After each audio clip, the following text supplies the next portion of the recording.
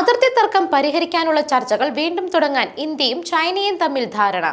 Shanghai സഹകരണ ഉച്ചകോടിയിലാണ് ഇക്കാര്യത്തിൽ ധാരണയായിരിക്കുന്നത്. അതിർത്തിയിലെ തർക്കം ഇരു രാജ്യങ്ങൾക്കുമിടയിലെ ബന്ധം സാധാരണ നിലയിലാക്കുന്നതിന് തടസ്സമെന്ന് ഇന്ത്യൻ വിദേശകാര്യമന്ത്രി എസ് ജയശങ്കറും ചൈനീസ് വിദേശകാര്യമന്ത്രി വാങ് യിയും വിലയിരുത്തി.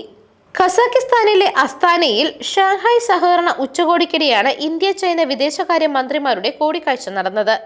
കിഴക്കൻ ലഡാക്കിലെ പാങ്കോങ് തടാക തീരത്ത് നിന്നുള്ള സേനാ പിന്മാറ്റത്തിന് നേരത്തെ രണ്ട് രാജ്യങ്ങളും തയ്യാറായിരുന്നു. ഗോഗ്ര മേഖലയിലെ പിന്മാറ്റവും പൂർത്തിയായി. ഡെപ്സാങ്, ഡെഗ്മോച്ച് തുടങ്ങിയ മേഖലകളിലെ പിന്മാറ്റം ചൈനയുടെ നിലപാട് കാരണം വൈകുകയാണ്. ഇത് എത്രയും പെട്ടെന്ന് സാധ്യമാക്കണമെന്ന് ചർച്ചയിൽ എസ് ജയശങ്കർ നിർദ്ദേശിച്ചു. അതിർത്തി തർക്കം പരിഹരിക്കാൻ ദേശീയ സുരക്ഷാ ഉപദേഷ്ടാവിന്റെ നേതൃത്വത്തിലുള്ള സംവിധാനങ്ങളുടെ സംയുക്ത യോഗം ചേർന്ന് പ്രശ്നം ചർച്ച ചെയ്യാനാണ് ധാരണ. അതിർത്തി അശാന്തമായി തുടരുന്നത് രണ്ട് രാജ്യങ്ങൾക്കുമിടയിലെ നയതന്ത്ര ബന്ധത്തിന് തടസ്സമെന്ന് രണ്ട് മന്ത്രിമാരും സമ്മതിച്ചിട്ടുണ്ട്.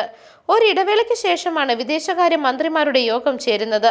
അതിനിടെ ഷാങ്ഹായ് സഹകരണ ഉച്ചകോടിയിലെ പ്രസംഗത്തിൽ അടിസ്ഥാന സൗകര്യത്തിനും വ്യാപാരത്തിനും മറ്റു രാജ്യങ്ങളുടെ പ്രദേശം കയ്യേറിയുള്ള നിർമ്മാണ പ്രവർത്തനം പാടില്ല എന്ന് പ്രധാനമന്ത്രി നരേന്ദ്രമോദി മുന്നറിയിപ്പ് നൽകി. ചൈനയും പാകിസ്ഥാനും സഹകരിച്ച് പാക് അധീന കാശ്മീരിലൂടെ വൺ ബെൽറ്റ് റോഡ് നിർമ്മിക്കുന്നതിനിടെയാണ് മോദിയുടെ മുന്നറിയിപ്പ്. ഭീകരവാദത്തോട് ഇരട്ടത്താപ്പ് പാടില്ല എന്നും ഭീകരർക്ക് സഹായം നൽകുന്നവരെ ഒറ്റപ്പെടുത്തണമെന്നും മോദി ആവർത്തിച്ചു. നരേന്ദ്രമോദി നേരിട്ട് പങ്കെടുക്കാത്തതിനാൽ എസ് ജയശങ്കറാണ് പ്രധാനമന്ത്രിയുടെ പ്രസംഗം ഉച്ചകോടിയിൽ വായിച്ചത്. News desk മെഗ്നവിഷൻ.